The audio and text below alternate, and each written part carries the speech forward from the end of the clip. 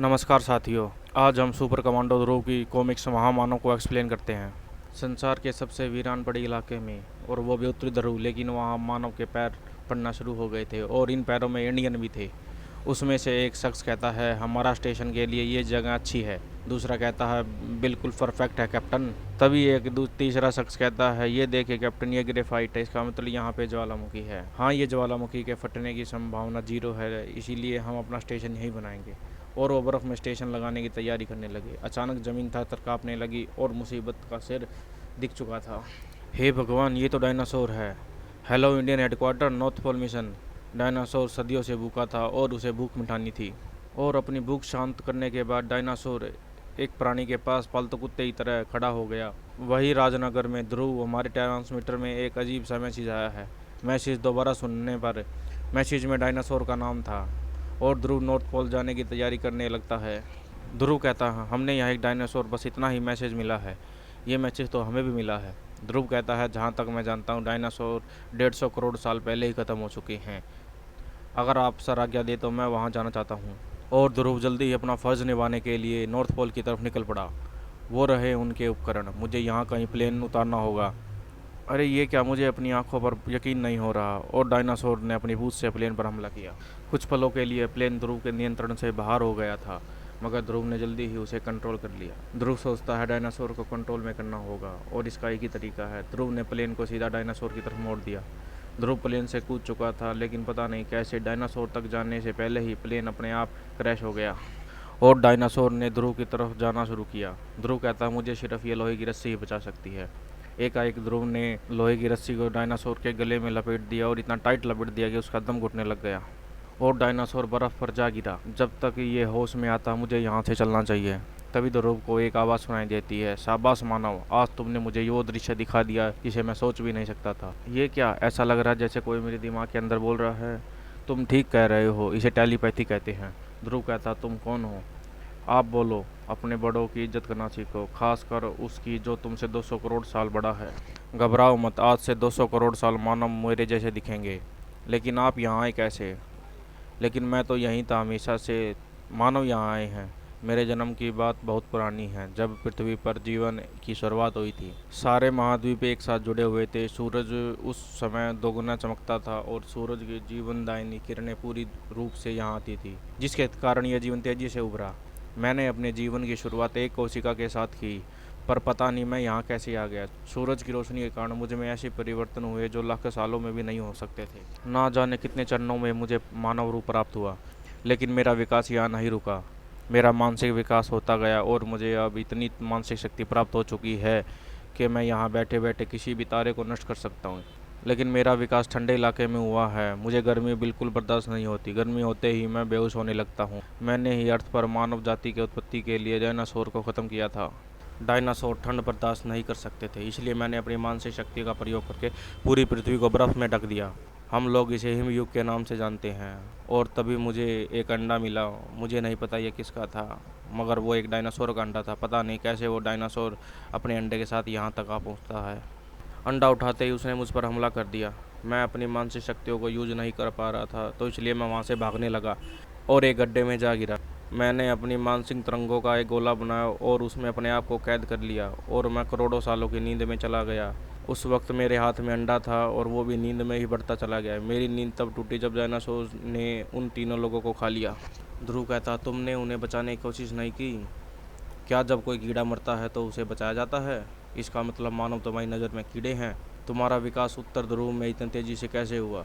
यहाँ पर 6 महीने लगातार धूप निकलती है। यहाँ पर 6 महीने लगातार धूप पड़ती है, जिसके कारण मेरा इतना विकास हुआ। मेरी बेहोशी की हालत में यहाँ पर नया वातावरण विकसित हुआ और वायुमंडल काफ़ी सघन हो गया। सूरज की वो किरण जिससे मेरा विकास हुआ 99% यहाँ आ ही नहीं पा रही है। अब मैं आ गया हूँ। मैं वायुमंडल को इतना पतला कर दूंगा जिससे सूरज की वो किरण जिससे मेरा विकास हुआ है वो वहाँ पूरी तरीके से पहुँच सके। लेकिन ऐसे तो इंसान दम घुटकर मर जाएंगे। मैंने जितना समझा है इंसान ज़्यादा ठंड सहन नहीं कर सकते, लेकिन तुम इतनी ठंड में भी बिना गर्म कपड़ों के कैसे यहाँ खड़े हो? ये सब मेरी सिस्टर की इलेक्ट्रॉनिक मशीन का कारण है। लेकिन तुम तो ये मेरे दिमाग में पढ़ सकते हो। मैं सिर्फ वही ख्याल पढ़ सकता हूँ जो तुम सोच रहे हो। अब बहुत बात हो गई। अब मैं तुम्हें अपनी मस्तिष्क तरंगों से भेज देता हूँ मानव, मैं तुझे 2 दिन का समय देता हूँ। तुमको मेरा साथ चाहिए या अपनी मौत। और इटली के ग्राउंड में जब फुटबॉल का मैच चल रहा था, तभी एक आवाज़ गूंज उठी, मुझे यहाँ एक मैसेज देने के लिए भेजा गया है। मैसेज जिससे जीने या मरने का फैसला होगा। मैं इंडिया से हूँ। राष्ट्रसंघ ने सभी देशों की एक मीटिंग बुलाई, और मीटिंग में राष्ट्रसंघ का अध्यक्ष कहता है, हम सभी को साथ मिलकर काम करना होगा। ध्रुव स्टेज पर आता है और कहता है, हमारे सब हथियार उसके सामने विफल है। वो चाहे तो अर्थ को मिनटों में ख़त्म कर सकता है। हमें शक्ति से नहीं, दिमाग से काम करना होगा। और अर्थ पर एक ऐसा भी देश था जो पूरी पृथ्वी पर कब्जा करना चाहता था। उस देश का तानाशाह कहता है, अगर हम इस महामानव को अपने कब्जे में ले ले तो इसकी शक्ति का इस्तेमाल करके पूरी पृथ्वी कब्जा कर सकते हैं। तुम जाओ और वान को हमारे पास भेजो और दुनिया पर हुकूमत करने के लिए तैयार हो जाओ। अचानक महामानव को खतरे का एहसास होता है। ये पृथ्वीवासी कीड़े मुझे ख़त्म करना चाहते हैं, अब इन्हें सबक सिखाना होगा। महामानव के लिए ये खेल था। कहीं दूर एक आदमी कहता है, जल्दी वान, महामानव का ध्यान हमारे शिप पर है, जल्दी करो। और वो तेज़ी से एक बटन दबाता है और अंतरिक्ष में एक सैटेलाइट से एक किरण महामानव की तरफ जाती है, और महामानव का दिमाग एकाएक सुन्न हो गया। और वहाँ पे हेलीकॉप्टर आता है और कुछ ही मिनटों में महामानव को लेकर दक्षिण दिशा की ओर चल पड़ता है। उसी वक्त महासंघ में बैठे ध्रुव को अब पता चलता है कि महामानव को किडनैप कर लिया गया है। ध्रुव पूरी रील देखने के बाद, इस हेलीकॉप्टर पर ऐसा कोई निशान नहीं है जिससे पता लगाया जा सकते ये किस देश का है। ध्रुव कहता, जिसने भी ये काम किया है उसने बड़ी गलती कर दी। महामानव को कैद नहीं किया जा सकता। उधर हेलीकॉप्टर में, ये होश में तो नहीं आएगा? नहीं सर। और ये सीरम इसके अंदर जाते ही ये सिर्फ आपका कहना मानेगा। अचानक महामानव को होश आ गया। वान ने जिस हाथ से सीरम पकड़ा था, महामानव ने उसे उसके कंधे से उखाड़ दिया। अब बारी तानाशाह की थी, और एक इशारे से उसके सारा शरीर में आग लग गई। महामानव के क्रोध की ज्वाला फूट चुकी थी, अब उसको रोकना मुश्किल था। बाहर आते ही महामानव ने सबसे पहला हमला उस बिल्डिंग पे किया और उसे चकनाचूर कर दिया। और उसके बाद उसने उपग्रह को नष्ट कर दिया जिसके कारण उसका ब्रेन वॉश किया गया था। महामानव ने एक बवंडर का निर्माण किया और निर्दोष लोगों पर कहर टूट पड़ा। समुद्र में सुनामी आ गई और महामानव को गर्मी लग रही थी जिससे उसमें बेहोशी छा रही थी। तभी महामानव ने वहाँ पर बर्फीला मौसम बना दिया। संयुक्त राष्ट्र में ये खबर पहुँचने में देर नहीं लगी। सर, हमने महामानव को ढूंढ लिया है। ध्रुव कहता है, वही हुआ जिसका मुझे डर था। इसकी किडनैपिंग से महामानव का क्रोध जाग गया है। हमारे पास वक्त नहीं है सर, मुझे जल्दी जाना होगा। तुमने जो प्लान बनाया है वो अच्छा है लेकिन खतरनाक है। अगले पल ध्रुव अपने मस्तिष्क रंगों से महामानव के पास एक मैसेज भेजता है और महामानव कहता है, ठीक है, तुम मेरे पास वहीं आ जाओ। ठीक है मानव, मैं तुम्हें बुलाता हूँ, मगर तुमने कोई चालाकी की तो इसका असर पूरी मानव जाति को भुगतना पड़ेगा। अगले ही पल एक तेज रोशनी ध्रुव से टकराती है और उसको उठा के उत्तरी ध्रुव की तरफ ले जाती है, और ध्रुव वहाँ से जा चुका था। महामानव कहता है, कहो मानव, क्या चाहते हो, मेरी मदद से अपना विकास या विनाश? अचानक महामानव कहता है, तुम्हारे दिमाग एकदम सुन्न है, यानी कि तुम मुझसे कुछ छिपा रहे हो। महामानव सतर्क था और अगले ही पल महामानव अपने एक मस्तिष्क हमला करता है और ध्रुव का शरीर जड़ हो गया। और संयुक्त राष्ट्र में सभी हालात पर नज़र बनाए हुए थे।